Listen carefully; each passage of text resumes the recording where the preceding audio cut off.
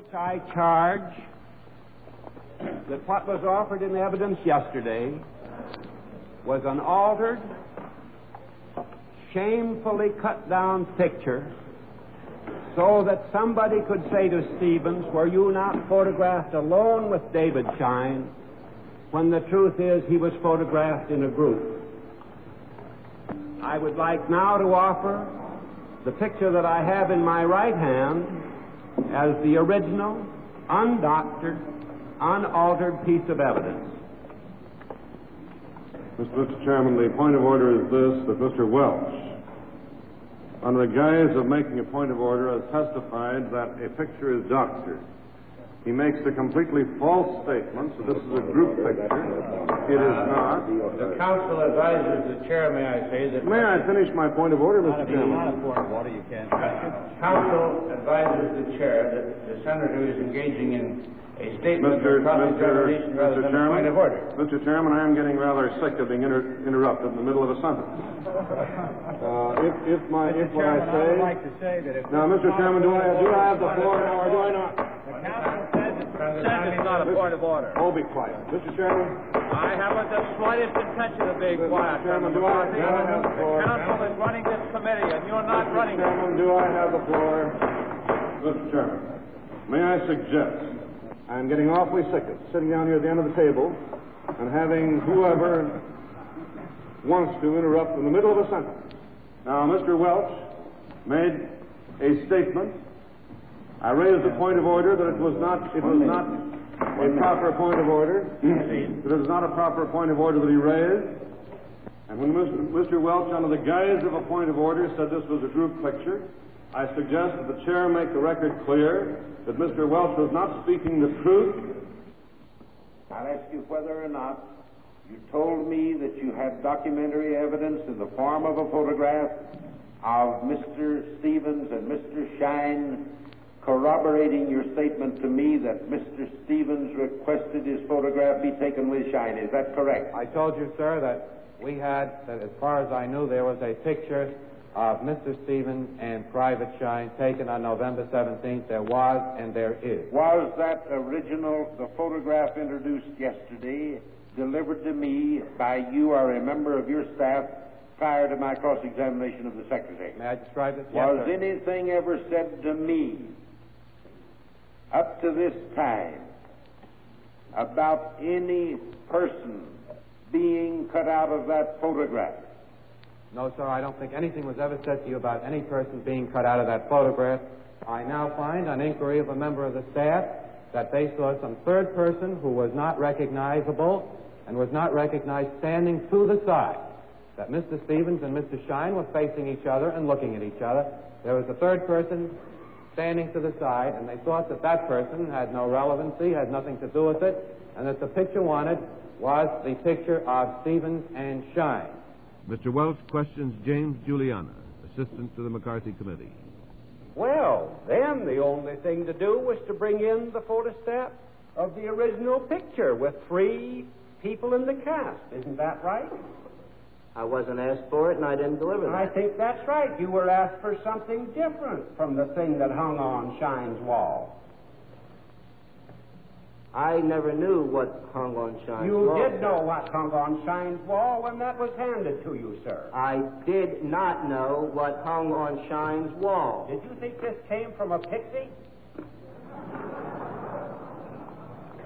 Where did you think this picture that I hold in my hand, which is Exhibit 3, came from? I had no idea where it came from. During the last he couldn't hear the question. Will give you this thing. Did you think it came from? I didn't get the rest of the question.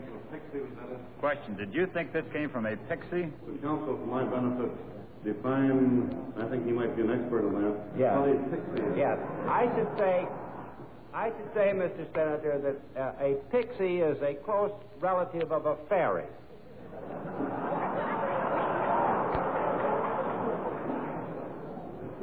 Shall I proceed, sir? Have I enlightened you? I trust that you will confirm your agreement with this program. If you are in accord, please sign as indicated below. Senator, here's the letter, and if you will sign it, then we can get this matter settled. Mr. Simington, I think, I'm glad we're on television. I think the millions of people can see how low that a man can sink. I repeat, they can see how low an alleged man can sink. He's been asked here to come before the committee and give the information which he has in regard to this investigation. He retorts by saying that he wants all of the old smears investigated. Now, may I say this, Mr. Chairman?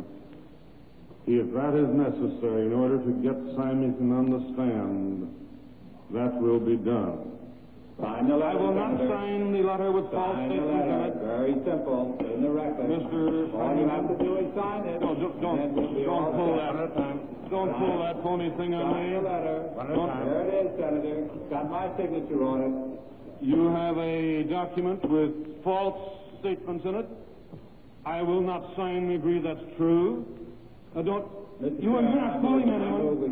You're not fooling anyone, Mr. Symington. Senator, I'm sure of that. Senator, let me tell you something. The American people have had a look at you for 6 weeks.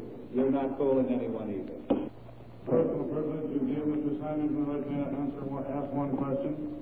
I do want to raise that point before we leave this afternoon. Raise it briefly then, because you have to adjourn to the vote. I will raise it as briefly as I can, but may I say that Senator Symington has been here by innuendo trying to smear the staff of young men who have been working to dig out communists. He's talking about what might happen if there were a subversive on the staff. I would like to ask him now, even though he's not under oath, whether he has any information at all of any kind to justify this attempted smear against these 14 young men who have done such an excellent job uncovering communists. If he has no information, then he should be honest enough to tell us. If he has information, he should take the stand and take the oath as these young men have been taking it. Now, may I ask you, Senator, do you have any information to indicate that there is anyone on my staff who is subversive, as you have indicated in your questioning? Senator Simon didn't answer the question, and we're going to have to recess for the vote. I will answer that question this way, Senator McCarthy. In all the years that I have been in this government, based on the testimony that's been given before this committee under oath, I think the files of what you call my staff, my director, my chief of staff, have been the sloppiest and most dangerously handled files that I have ever known of since I've been in the government.